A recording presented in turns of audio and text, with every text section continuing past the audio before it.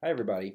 I wanted to take a quick minute and talk about one of the big challenges in design thinking. It's a place a lot of people get hung up at, and I thought it might be useful just to parse out the difference between problems and solutions, show you a couple of examples, and hopefully this will inspire you at this stage of the process to slow down for a minute, not jump ahead, and to really embrace the power that the empathizing stage of design thinking can have on the creation of really cool projects and really great ideas. So let's talk about it. Problems versus solutions. And this idea is not mine, and the way of thinking about it really came to me thanks to a fellow professor at UMD, Aparna Katre, a cultural entrepreneurship professor, describing some of the challenges running into and getting all of us to think about um, defining problems that can be solved using journalism. And she quickly said that this is a challenge that a lot of people encounter. And what she encourages everyone to think about, and I love this quote from her, is that's not a problem, that's a solution. And what she means by that is our temptation is to think of the thing we want to create before we've had a chance to really go out into a community and listen to our users, our audience, whatever you want to call them, and really be open to being surprised and open to really learning about what the key issues are. That's how we discover a problem, and that's how we start working toward a solution. But at this stage of the game, try and set aside that solution. Um, the magic of design thinking happens in this stage, this empathy stage. Empathy, just to clarify, doesn't mean necessarily in this sense feeling compassion for people. That's a possibility, but really what it means is trying to get out of your own head, trying to get into the heads of other people and really understanding their experience. And that can happen in all kinds of different ways with all kinds of different communities. But if you do this right, you're going to discover some stuff that you really just couldn't have thought of on your own.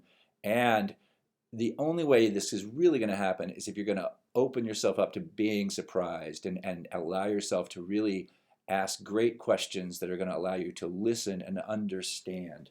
And this really increases the odds that the thing you're going to create at the end of all this is going to have some value, some use to the people that you've identified. The problems with solutions is, as I've said, too often we bypass this empathy stage. We're eager to create this thing, to know what it is we want to build. We don't like this uncertainty. We want to jump right ahead to the solution, and we have this idea in our head, and we're going to stick with it. And the problem, as we've seen in a lot of the readings, is that when people do this, they create something, and then they wonder why it doesn't quite work the way we wanted it to. I want to show you three quick examples that hopefully help you understand how problems became solutions and how they couldn't have happened any other way. First, Lincoln Park Youth Voice, a really impressive project created by a group of students who really embraced the design thinking process. The solution, again, the final product was teaching kids how to tell their own stories, how to do their own journalism. But the problem, the place where all of this began, before we could even envision something called Lincoln Park Youth Voice, was this question. How can the youth in Lincoln Park gain confidence and a positive view of themselves and their community?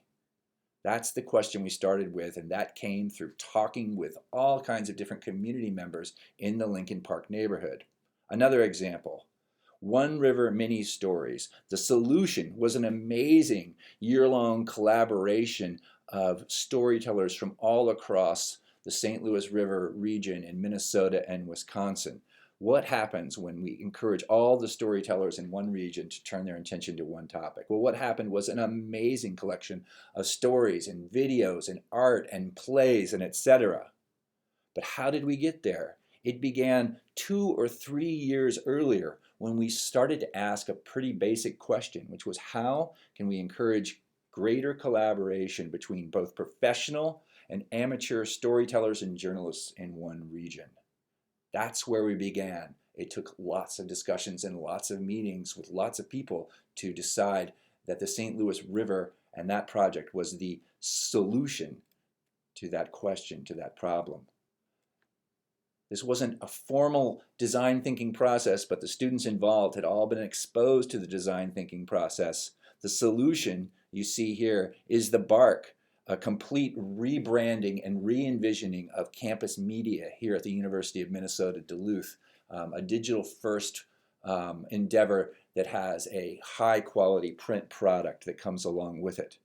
That was the solution. But what was the problem? The problem was this, and a pretty serious one, which was how can student journalists find a way to engage with an audience that, for the most part, didn't know the university even had a student-run newspaper. Market research in social media strategy classes by Professor Moore, Jennifer Moore, and others discovered that largely on the university campus, people weren't aware that we had a newspaper called The Statesman. They didn't really use it. We didn't have an audience. How could we move forward? That's where it all began.